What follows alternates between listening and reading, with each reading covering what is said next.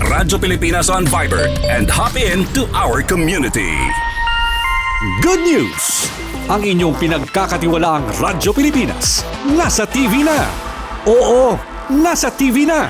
Ang Radyo Pilipinas 738 AM ay live nang mapapanood sa Channel 3 ng ABS-CBN TV Plus at Channels 45 to 49 ng GMA Affordabox. Kaya may access ka na sa balitang totoo anytime, anywhere. Sa radyo, sa social media at TV. Radyo Pilipinas 738 AM. Radyo Pilipinas. Radyo Publiko.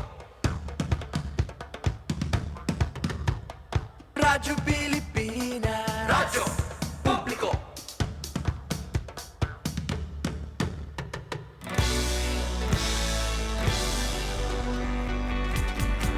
Mahalagang mga balita, napapanahong impormasyon. Kami ang inyong gabay pag may bagyo at sakuna. Serbisyo ng gobyerno kapag may nangangailangan. Mga proyekto ng Pangulo, damang-dama ang pagmamahal niya. Tulay ng mga hinaing, ang problema ng bayan ating lulutasin. Tulay sa himpapawid, tulay ng pagbabago. Radyo Pilipinas, Radyo Publiko ng bagong Pilipinas. Radyo Publiko, Radyo Pilipinas, Radyo Publiko ng bagong Pilipino. Mga proyekto ng Pangulo, damang-dama ang pagmamahal niya. Radyo Pilipinas, Radyo Publiko, ang boses ng Pangulo.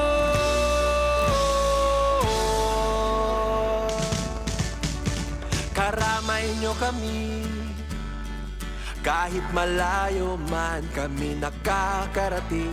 OFW magsasaka, buhay ay iba't iba, san mang lugar ng bansa natin. Tulay ng mga hinaing, ang problema ng bayan ating lulutasin.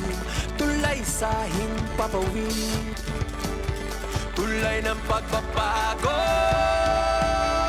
Radyo Pilipinas, Radyo Publiko ng bagong Pilipinas. Radyo Publiko, Radyo Pilipinas, Radyo Publiko ng bagong Pilipino.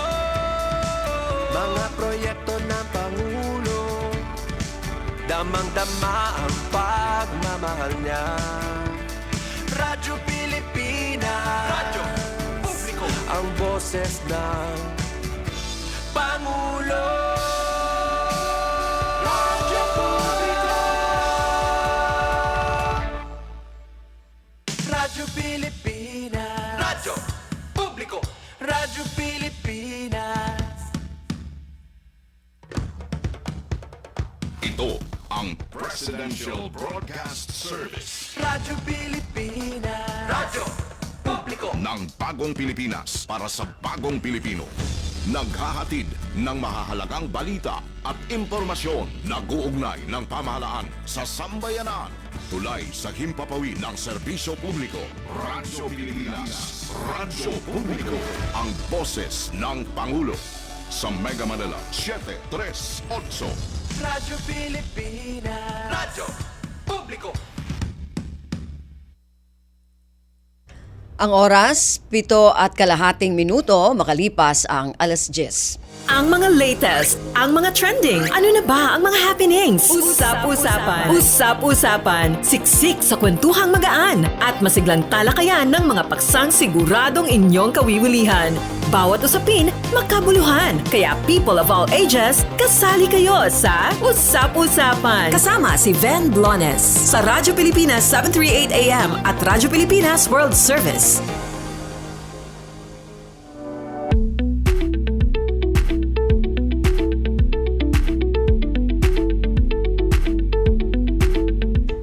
Okay, magandang umaga po sa ating mga tagapakinig. Welcome po muli sa ating programang Usap-Usapan. Ngayon pong araw na ito ng Sabado, magkakasama-sama po tayo hanggang mamayang 11:00 na umaga. At ngayong umaga po ay pag-uusapan natin ang tungkol po dito sa proseso ng conclave. No? At mamaya ipapakilala po natin ang ating panauhin ngayong umaga. Samantala, makakasama niyo po kami. Ako po si Ven Lones. Ngayong umaga ay makakasama na natin sa ating programa ang isa sa mga ipinagmamalaki din na announcer mula sa Radyo Pilipinas World Service.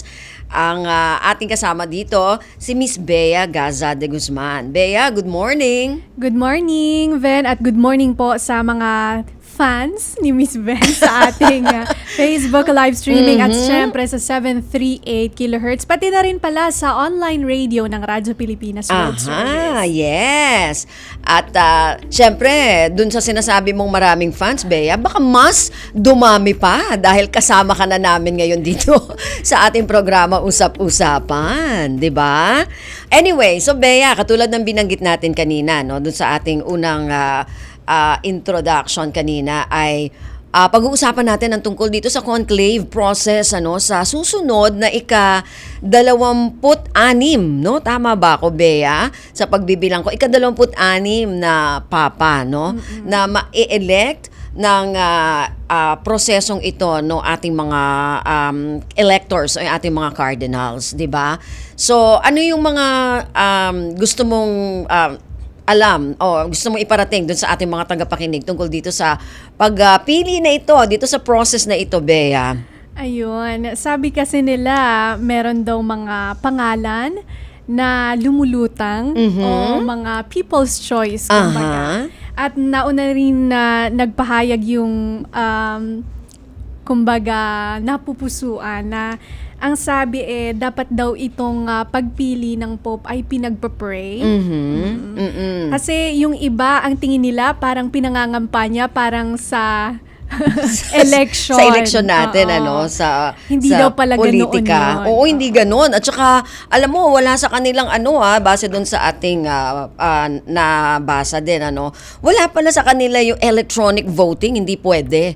Talagang magka-cast ka ng ballot. So, yan yung tatanungin natin sa ating panauhin ngayon na magbibigay sa atin ng kalinawan dahil marami sa ating mga mananampalataya, di ba, ng simbahang katolika ang naghihintay at gustong malaman kung paano yung proseso kasi syempre may kanya-kanya tayong gusto na di ba mga nasa isip natin na sana ito yung maging di ba maupo diyan. So Bea, ikaw na magpakilala. Ayan, makakasama po natin sa programa si Reverend Father Francis Lucas, ang President at CEO ng Catholic Media Network at siya rin po ay Director ng CBCP. Okay. Good morning po, Father Francis.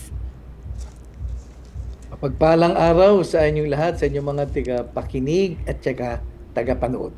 Okay. Ayan. So Bea, sige, ikaw mauna. Kung anong gusto mo itanong muna kay Father Francis Lucas. Ayan. So, syempre, dahil nga ang pag-uusapan natin ay yung conclave o yung proseso po ng pagpili ng bagong papa. Father Francis, paano po ba yung prosesong ito? Ang prosesong yan ay nagsisimula sa ang gawin natin, tingnan muna natin bago yung election mismo. Ito ay pagkatapos malibing ng Pope Francis, tapos nagkaroon ng 9 na araw na pagluluksa. No? Tapos noon ay dinicide na kung kailan ang conclave, ang botohan. Ito ay nagawa nila at bukas na yun. Tama, 7. Sa 7 pa pala. Sorry, akala ko nasa linggo na ako. Sa 7, 3 lang tayo ngayon. Opo, 3 pa lang, Father. 3 pa lang. Ako nasa linggo agad kasi may misa pag linggo. Okay. Opo. So anyway, yung 7, na decision na yun. Itong ang tawag sa panahon na ang papay namatay at wala pang bago, interregnum. Yung space bago maproklama ang panibagong hahawak. Interregnum. Kaya nga ito, mula sa pagkamatay ng Papa hanggang sa mag-conclave ay 20 days. Ito ay panukala yan eh. O kaya tuloy tayo sa conclave. Conclave, ito yung panahon ngayong ito na malibing na si Pope Francis at yung Novinciales, yung pagluluksa ng 9 na araw, ay dito natin makikita sa panahong ito ang sa tingin ko nakasyam na a general congregation. Anong kahulugan general congregation? Pagtitipon ng mga kardinal. Sila magtitipon. Siyempre magchichika-chika, di ba? Mag-uusap. At saka hindi lang yung usap-usap. May mga magsasalita dyan. Ang mga supposed to be, sa tingin nila yung mga expert, among them. Si Pope Francis nga, daw, itong mga feedback. Yung kanyang pananalita sa general congregation, marami talagang humanga. Okay? Pero anong pag-uusapan in general ngayon? Ang pag-uusapan dyan, ano ang sitwasyon ng simbahan? Paano siya gumagalaw sa lipunan sa buong daigdig? Ano maging problema ng simbahan at ng daigdig ngayon? Gayon din, ano ang naging direksyon ng simbahan sa nakaraang mga taon under Pope Francis? At syempre, may nagsabi nga, they know of each other. Ibig sabihin, kilala sila sa nababasa, sa mga homily, sa mga lectures. Pero they really don't know each other.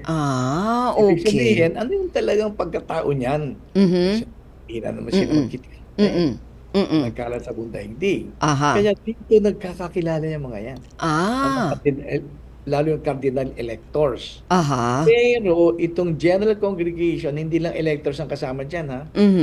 Lahat ng 252 na cardinal na nakarating sa Roma. Hindi na lahat nakarating eh. Opo.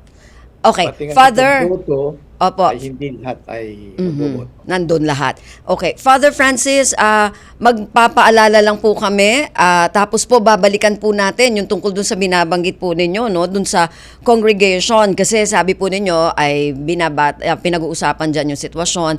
So, itatanong ho natin mamaya sa inyo kung ito bang mga meeting na ito na isinasagawa po ay ibinabatay din dito yung ating mapipiling Papa, yung ating susunod na Santo Papa. Sa pagbabalik po yan, Father, no, ilang paalala lang po, babalik po tayo dun sa ating pinag-uusapan. Kakulangan sa pagpapaaral. Isang aral na hindi na dapat maranasan ng sino man. So ngayon, there are almost 800,000 young Filipinos in both public and private universities who are receiving the tertiary education subsidy and the Tulong Dunong program. Ito ay dagdag na ayuda between 15,000 and 20,000 per school year for the day-to-day expenses of our students, pamasahe, pagkain, libro, etc. Libreng edukasyon ang aksyon ng CHED. So meron tayong targets dyan every year, tumataas.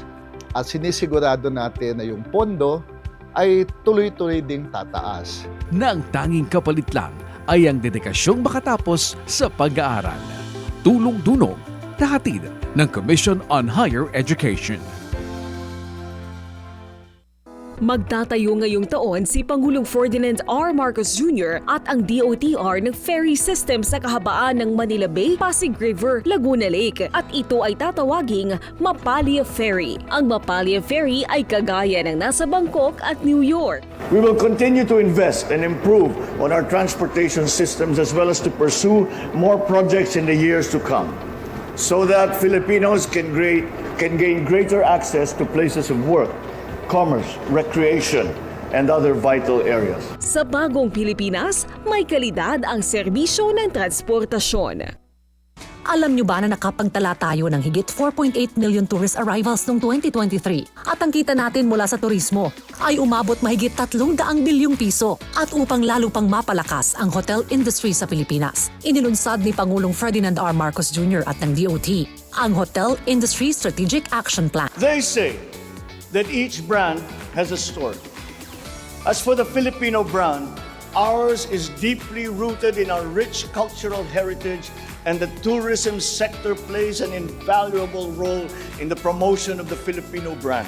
Ngayon, umabot na sa 5.9 million ang bilang ng dumating na turista sa bansa. Kaya naman nakalikha ng 6.21 million na trabaho ang turismo para sa mga Pilipino. Sa pamagitan ng Hotel Industry Strategic Action Plan, isa na namang bagong Pilipinas Marcos Legacy.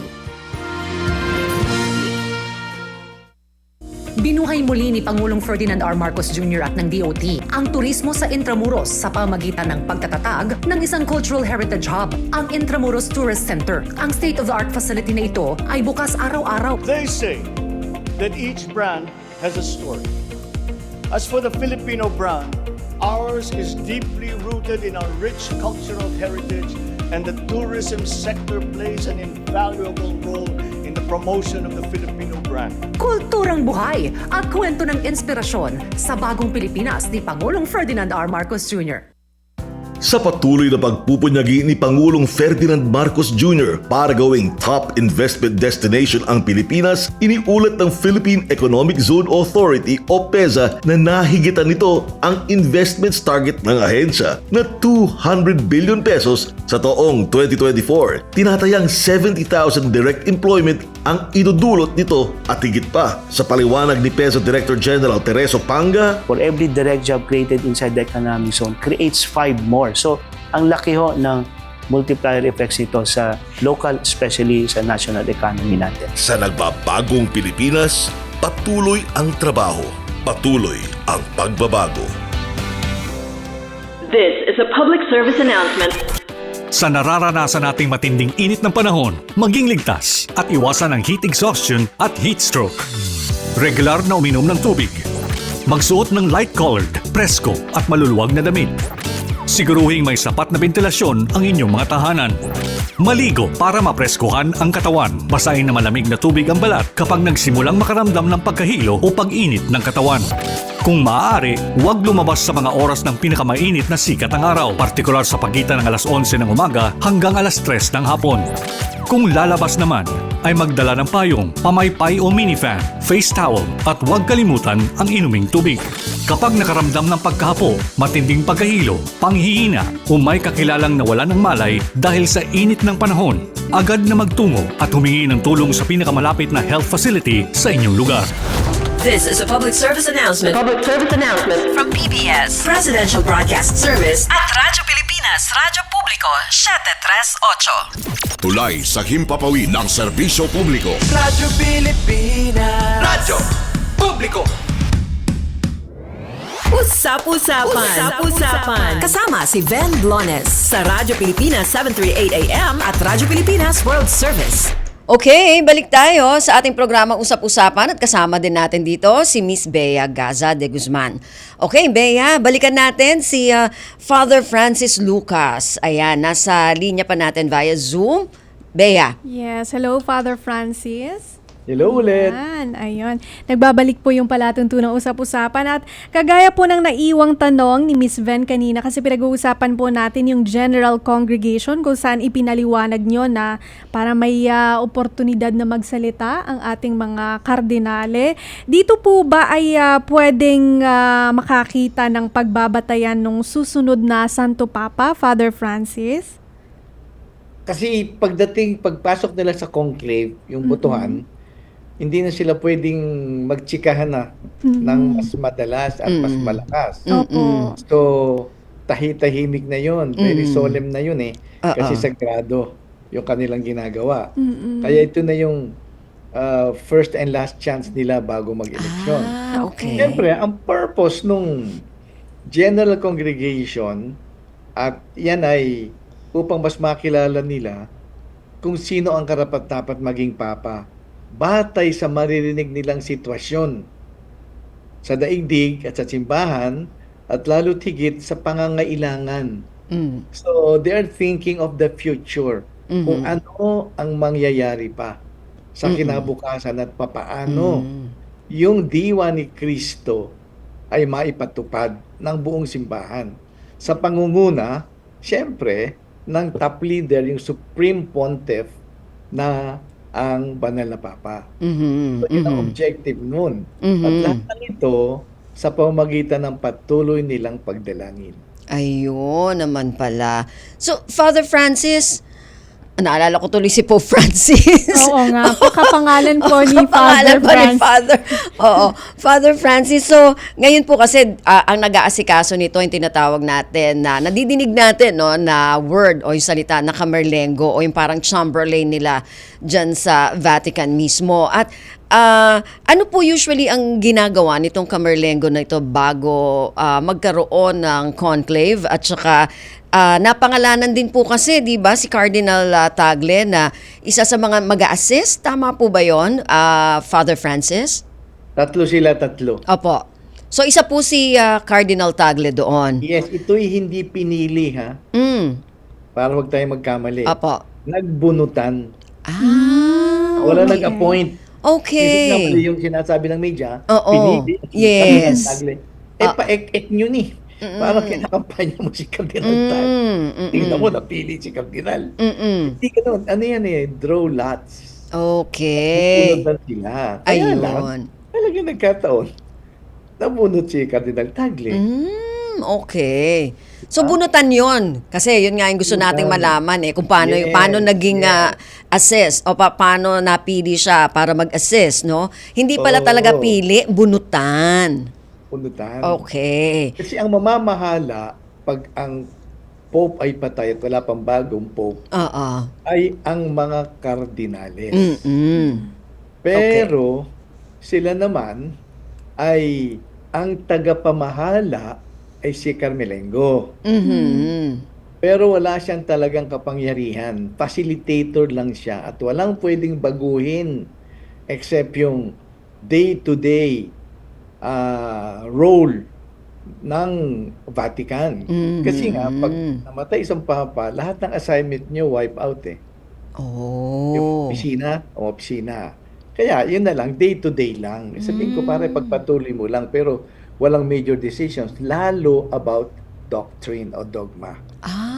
Okay. So, yun. Yung tatlong yun, uma-assist lang sa Camerlengo. Ayun. Para dun sa day-to-day na isasagawa. Day-to-day. At saka preparation sa conclave. Okay. So, malinaw yun kasi yung lumalabas po, napili. So, hindi po napili, nagbunutan. Napili sila sa pamagitan ng pagbubunot. Pagbunot. Okay, Bea. Ayun. Tanong ko lang po, Father Francis, kasi 'di ba parang may nabasa po akong article na hindi po pwedeng makipag-communicate yung mga kardinales sa labas kapag mangyayari na po yung election or yung pagpili po. Bakit po hindi sila pwedeng makipag-communicate from the outside world? Pag balikan natin ang kasaysayan ng conclave o yung pagpili ng Papa, marami kasing naging pamumulitika. Kaya, gumawa ng mga patakaran para isusi sila sa loob. Kaya conclave ay con o cum sa Latin, tsaka clave, yung susi. Sa Espanyol, alam mo naman yan. Kaya inilalak sila dun sa loob sa Sistine Chapel. Pero, noon nga talaga nakalak. At doon na binibigyan ng pagkain, doon na lahat. Noon ba yung mga 12th centuries pa yon, 1100s. Pero ngayon, ang merong panukala ay kung tawagin nito ay Universi Domini Chi Gregis. Ang huling gumawa niyan ay si JP2, yung dating Papa. At yan ay ni-revise noong 1999 ni Pope Benedict XVI noong 2013. Kasi 1996 pa yan na nalathala At pati si Pope Francis, meron siyang konti pa rin binago doon sa election process. Pero mabalik ako doon, bakit sila nilalap? Para maiwasan ang influence ng labas. Diba? Ngayon lang nga, sinasabi ng simbahan palagi, huwag pa kayong mamili. Huwag niyo ipaglaban kung sino mga kardinal. Yun nga. Kaya yung Espiritu Santo. Ay, makita mo naman, merong Africa ang tinutulak, merong Italiano, merong Pilipino. Samut-sari yan. Hindi mapipigil dahil napakatindi ng role ng isang Pope. You are the leader of 1.4 plus billion Catholics.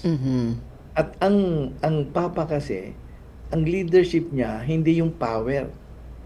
Hindi siya namimilit, wala siyang army, walang military. Ang liit-liit lang Vatican State. Ayaw talaga ng simbahan na maging powerful siya in the sense of the social political powers. Ang kanya is more on moral power, tapos ipapatupad niya yung sistema ng pag-ibig, mercy, compassion, pagpapatawad. So, ibang-iba yun. Pero kung titingnan natin, ito kailangan ng tao. So, moral and faith leadership ang meron siya. Okay. So, nabasa din natin na Father Francis, hindi pwede, pero parang ayaw ng electronic voting. Talagang yung casting ng ballots pa rin yung gusto. Bakit po kaya? Ayaw nila ng modern? Ayaw nila ng technology? Alam naman natin, ano mong electronics, pwedeng pakialaman. Oh, di ba? Ay, nako. Lalo ngayon, ha?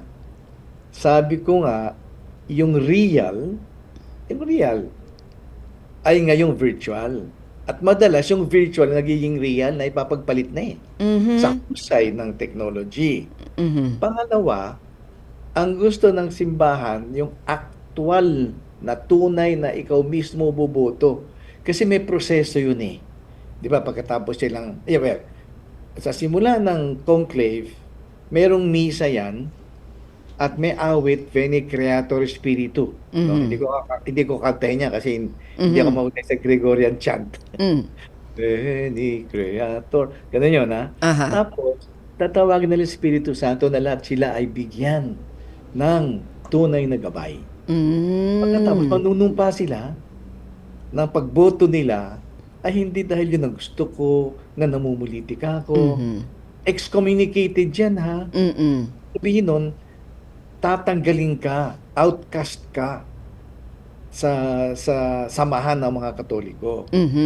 O pagkatapos noon, di upo na sila. Yung unang araw, usually sa unang araw, isa lang sa bandang hapon.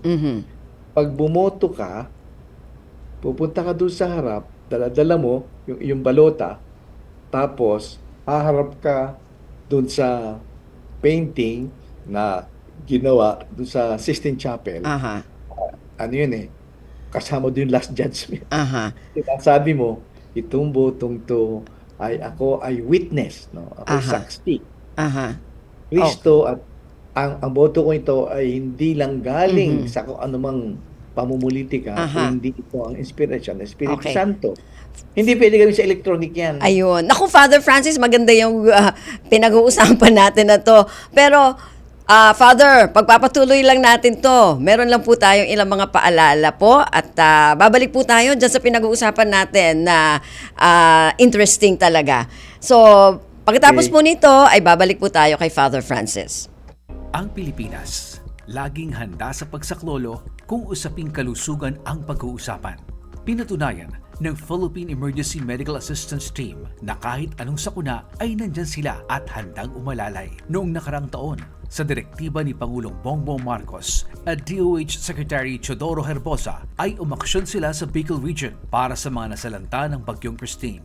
Ang DOH at PEMAT na kinikilala ng World Health Organization ay laging nakahandang sumaklolo sa loob man o labas ng bansa. Ang DOH at PEMAT na kinikilala ng World Health Organization ay laging nakahandang sumaklolo sa loob man o labas ng bansa dahil bawat buhay mahalaga. Sa ilalim ng administrasyon ni Pangulong Ferdinand R. Marcos Jr., isang malaking hakbang patungo sa makabago at mahusay na sistema ang ipinagkaloob ng ating 911 Emergency Response System. During the PBBM administration po, naging digital po kami. Maganda na po yung record ng 911 dahil dati, logbook lang kami, wala kami mga picture, wala kami media files. So sa bagong sistema po ito, lahat po ito nare-record. Ang makabagong sistema ng 911 ngayon ay nagbibigay ng mas mataas na antas ng kahusayan at mas mabilis na pagtugon sa mga emergency. Sa pamahalaang Marcos, ang kaligtasan ng mamamayan ang pangunahing adhikain ng kanyang pamumuno para sa pagtatatatag ng isang malakas, ligtas at mapayapang bagong Pilipinas. Naghahatid ng mahahalagang balita at impormasyon. Radyo Pilipinas. Radyo Publiko. Anong latest? Usap-usapan. Usap-usapan. Dito sa Radyo Pilipinas 738 AM at Radyo Pilipinas World Service. Okay, balik tayo. Bea, balikan natin si Father Francis kasi interesting yung sinasabi niya kanina. Ayun, kasi nga sabi niya kapag ka bumoto ka pala, dadalhin mo sa harap kung saan may pagkalaki-laking painting na nakikita mo yung judgment day. So parang feel na feel mong, oh my God, itong boto ko, kailangan yung galing sa puso. Ngayon, Father Francis, itatanong namin matapos yung ano bang tawag doon? Pag-examine ng conscience. Na tama ba itong desisyon ko? So, at ilalagay mo na yung balota mo. Paano ba ang susunod na step, Father Francis? Ang susunod na step doon, iuhulog mo yun doon sa lalagyan ng boto. Pagkatapos nun, alis ka na. Pag lahat na ay nakaboto, ay may tatlong sabunutan din yun, ha? At every now and then nagpapalit sila. So, yung una, yung kung tawag yun, nag-i-scrutiny. Talagang tinitingnan niya. So, titingnan niya at babasahin niya. Boto kay ganito. Okay? So, yun ay sinusulat I vote for. No? Nakalagay na yun, lalagay mo lang yung pangalan. Ang sinasabi, sana pag nagsulat ka, hindi malalaman na ikaw bumoto nun. Hindi ko kung malaman ko yun, ano kaya gamitin yung kaliwang kamay o kaya kanang kamay kung kaliwet o kanan. Ang hirap yatang baguhin mo yung penmanship mo. Anyway, pagkatapos niyang basahin yun at isusulat din niya sa isang papel din yun para imamatch yung dalawa. Pupunta yun doon sa second na lalagyan at may isa pa rin doong cardinal na i-check nila kung tama. Para baka mamaya iba yung sinulat iba yung in-announce, di ba? Okay. Atalahin yun. Tapos dadalhin sa pangatlo at doon sa mga pangatlo babasahin ulit, i-check na tama tsaka tatahiin. Para walang dagdag bawas. Kasi baka magdagdagan. Okay. Itatahi talaga yan as in thread, ha? Tatahi at saka i-declare. Kung meron ng 2/3 plus 1. 2/3 plus 1. Okay. Plus 1. Okay. So hindi Father, majority lang maano ko po yung sa 2/3. So, lagi pong 2/3, kahit na kunwari... Plus 1. Plus 1. 2/3 plus 1 lagi. Hindi pwedeng yung mas tumaas lang ng konti yung kandidato dun sa iba pa. O yung ibinoto. Kasi malaking 2/3, ha? Hindi biro yun. Yung majority, 50 plus 1 lang, di ba? Ito hindi, 2/3. Okay. So, kaya yung gagawin nun, yung unang araw, wala na kasing oras, ay isa lang ang boto. Ngayon, pag sinabing walang naka 2/3, susunugin ngayon yun. Gagamit ng chemical kung para umitim pag walang nanalo. Chemicals din para puti. Dati, nung araw ginagawa, straw. Straw, hindi yung straw na hinihiti tayo, straw ng mga pananim. Ito kasi pag tuyong-tuyo, more or less parang puti. Pag mamasa-masa, nagiging itim kasi mausok. Ayun. Diba ngayon, mayroon na nga naman magdadala pa doon ng straw. Yung parang dayami, ano? Dayami. Oo. So, ngayon, chemical ang ginagamit. Okay, nilalagyan yun ang first voting. At yung susunod na araw, karaniwan yan 2. Pag walang nanalo sa umaga, sa hapon gagawin. Susunugin bawat isa, ha? Papagsabayin muna at saka susunugin. Kaya usually, in the evening, pag wala talagang na nanalo. Pero pag may nanalo, agad-agad yun. Puti ang Puti lalabas. agad. We have a Pope.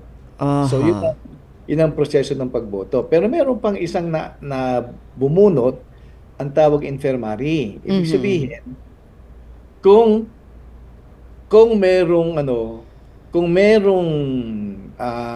tao, kung merong kardinal na may sakit, pero may kakayahan siyang bumoto, ang mangyayari diyan, ay pupuntahan doon sa tinitira niya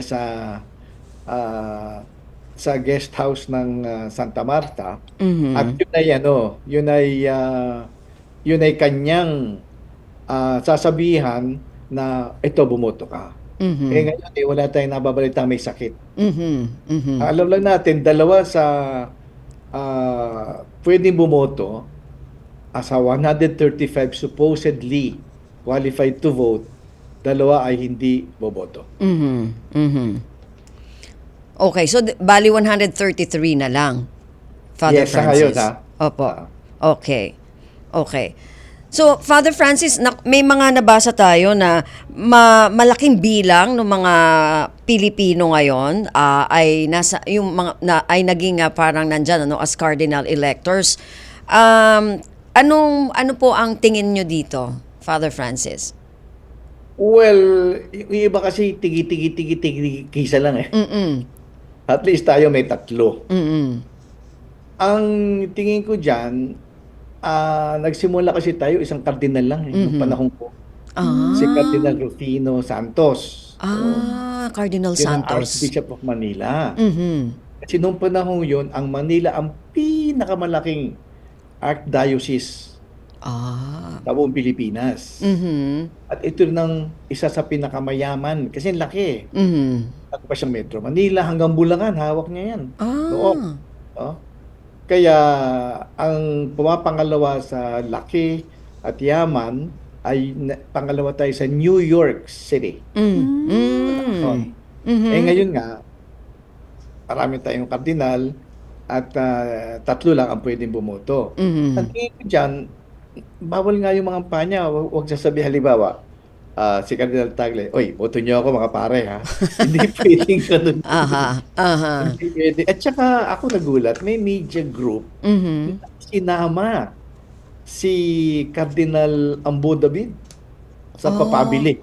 Nagulat ako to. Sabi ko, ang may gawa nito, Philippine media.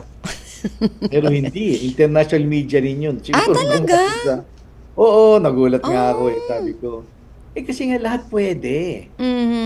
Walang, I nominate Cardinal so walang ganyan. Lahat ng qualified, pwedeng bumoto at pwede ring iboto. Ayun. Kaya mahirap eh. So yung mga electors, pwede sila din ang mga candidates? Yes.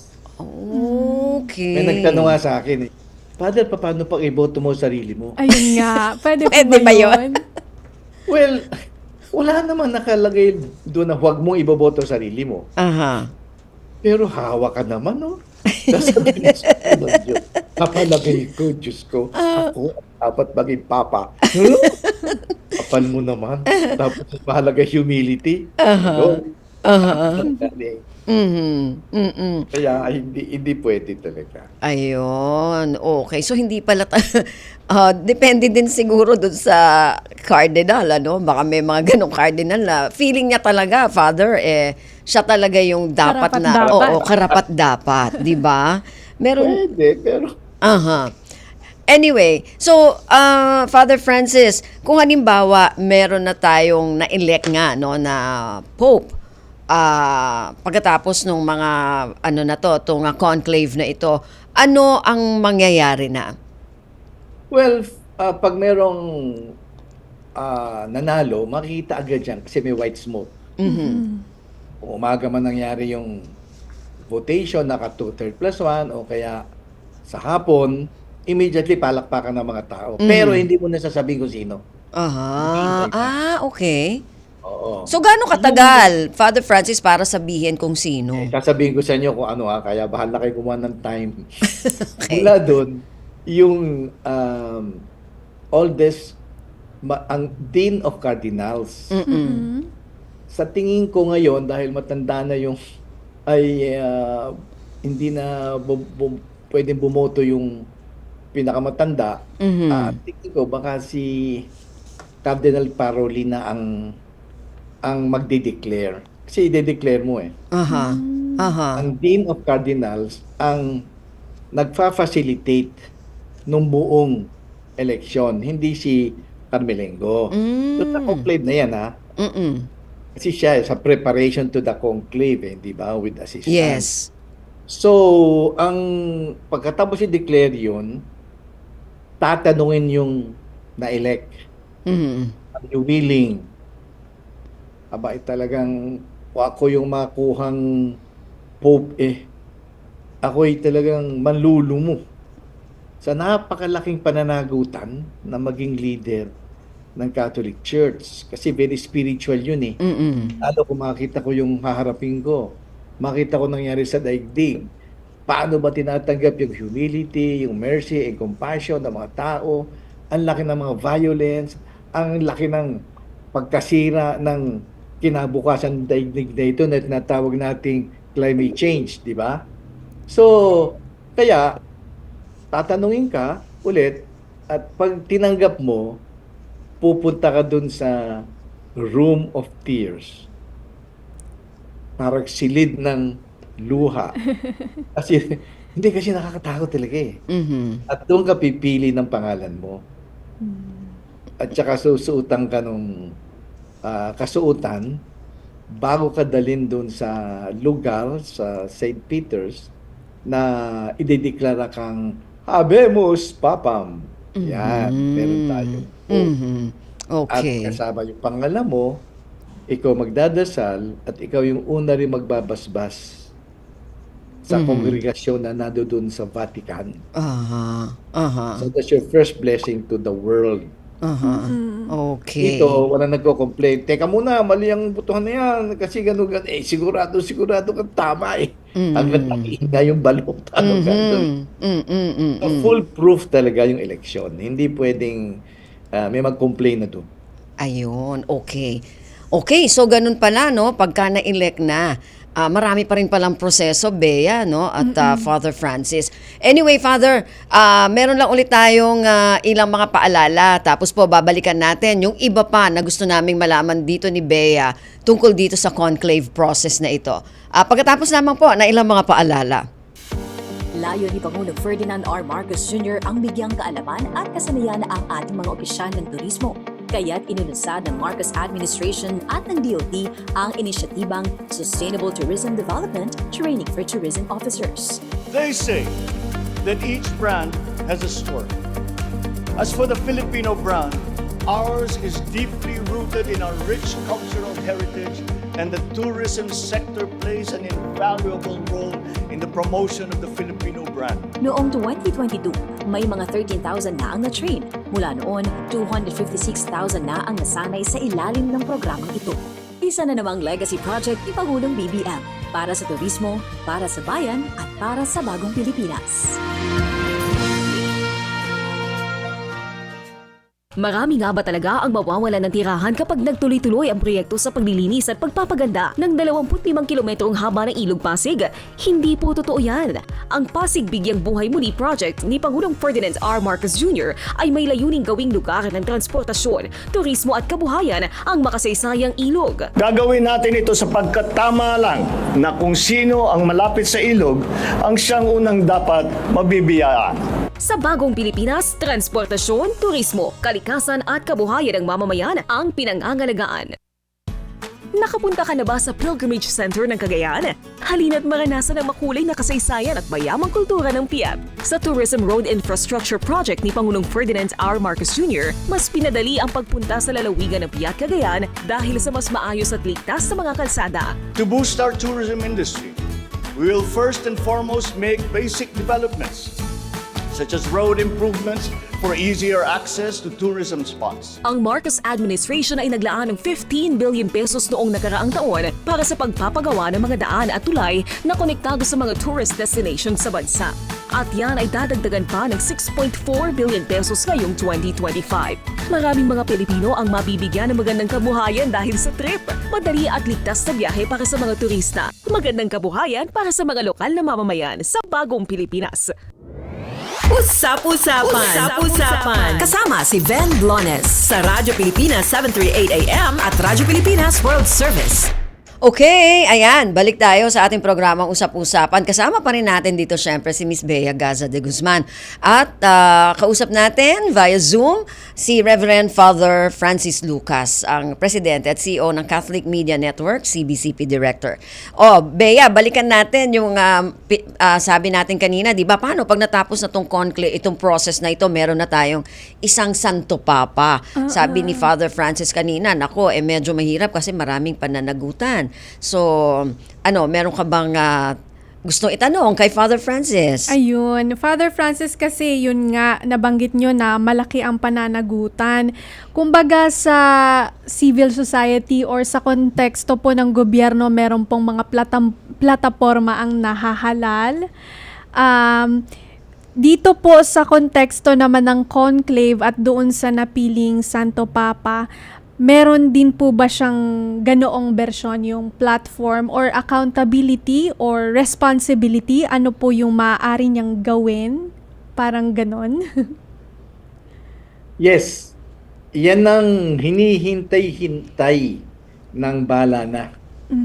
Ano ang kanya magiging plataforma? Pero hindi tinatag na plataforma. Kasi wala ng plata, wala pang forma ng isang papa. Ang kanya, yung direksyon na ang dadali ng simbahan bilang tugon sa masilimuot na sitwasyon ng simbahan at daigdig. Napakaraming issues Ang nagawa ni Pope Francis na madalas na nami-misinterpret pati ng ilang pare, di lalo yung mga lay, lalo yung mga media.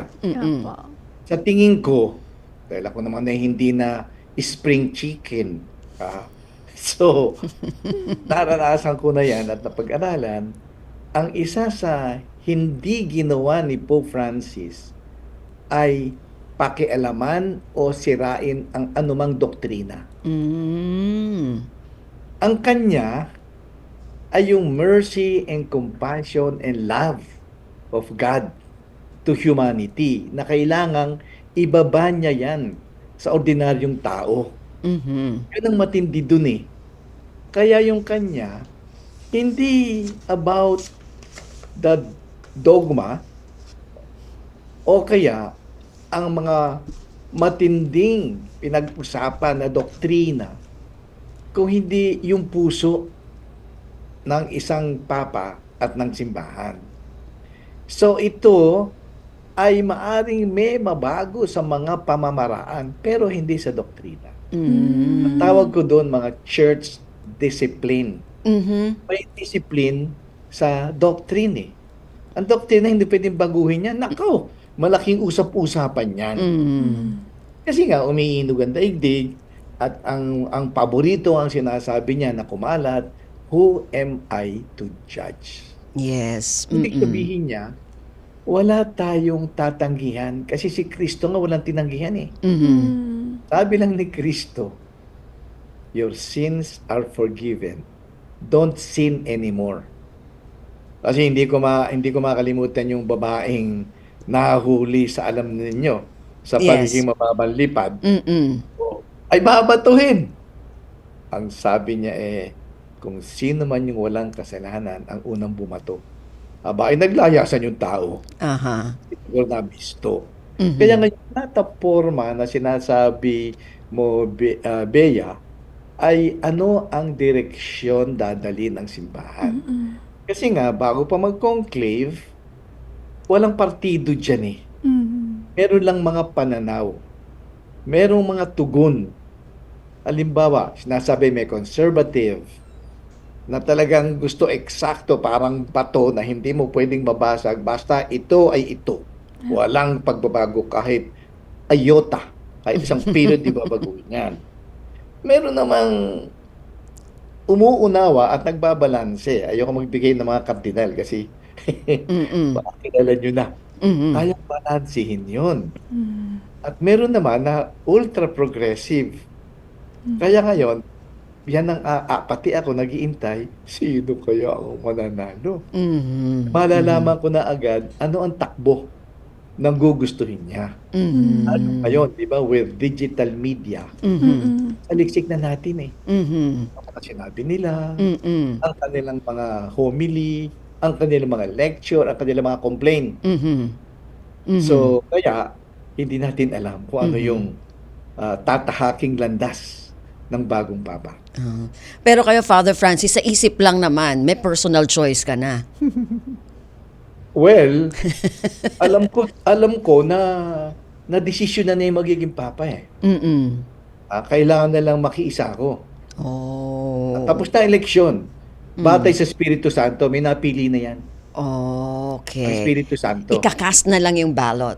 Ikakast na rin ballot ng mga kardinales dyan. Para sumunod sila sa gusto ng Espiritu Santo. Ng Holy Spirit. Ayun. Naman pala. Pero ako, ang tingin ko dyan, kailangan talaga, pag ako lang may pagpatuloy ang pananaw at mga sinimulan ni Pope Francis. Kasi isa sa gustong-gusto kay Pope Francis, hindi lang yung love, mercy, compassion, humility, simple lifestyle, pagbabad niya sa mga mahihirap na ginawa niya at ginaya niya kay Kristo at lalo higit sa kanyang namesake na si Francis of Assisi, ang gusto ko sa kanya, fearless. Walang takot. Kasi sa kanya, ang takot, makakasira sa mission mo Paano ko masasabi yan? Sa Pilipinas, pumunta sa Tacloban niya, may bagyo. Malakas na ulan. Tapos naka-raincoat na dilaw. Sabi ko, isang buong papa, naka-raincoat na dilaw? Ang face? Sabi sa kanya, huwag ka na pumunta, baka maipit ka doon. Hindi, pupunta ako dyan. Hindi ako tao kasi pinadama ang malaki niyang pag-ibig at mission niya. Bilang papa.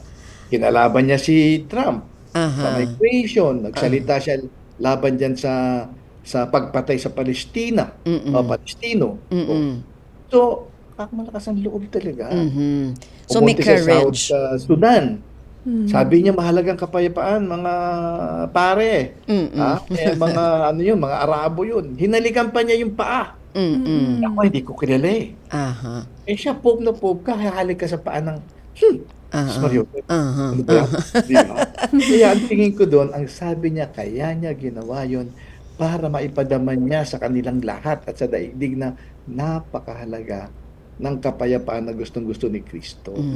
So ito sana ang magiging bagong papa natin. Yun, okay. Nako, Father Francis, napakarami namin na nalaman tungkol dito sa proseso na ito ngayong araw na ito. At sa tingin ko, pati yung mga nakapanood sa atin at nakapakinig sa ating programa. So, magpapasalamat po kami ni Bea, Father Francis, sa oras po ninyo. Maraming salamat sa uulitin.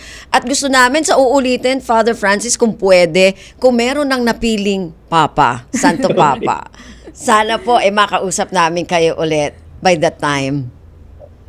God bless you, Ven and Bea. Thank you po. Thank you po, Father Francis. God bless din po. Okay, naku Bea, yan ang dahil mong natutunan kay Reverend Father Francis Lucas, ang President at CEO ng Catholic Media Network at CBCP Director. So, pasalamat muna tayo sa mga nakasama natin, Bea. Yes, maraming salamat sa aking co-producer, Win Peñano, at kay Jubel Lustre sa ating Warcast at Rolly Bumatayo sa Tech. Okay, so maraming salamat po hanggang sa susunod na edisyon ng ating programang Usap-Usapan. Ako po si Ven Blones. At ako naman si Bea Gaza de Guzman. Maraming salamat po ang tabayanan, si Miss Joy sa kanyang balita. At maraming salamat po. Magandang umaga. We know you're always on the go. Pero ang mahuli sa balita is always a big no-no. Kaya Radyo Pilipinas is here to keep you updated. Reliable news delivered to you as it happens.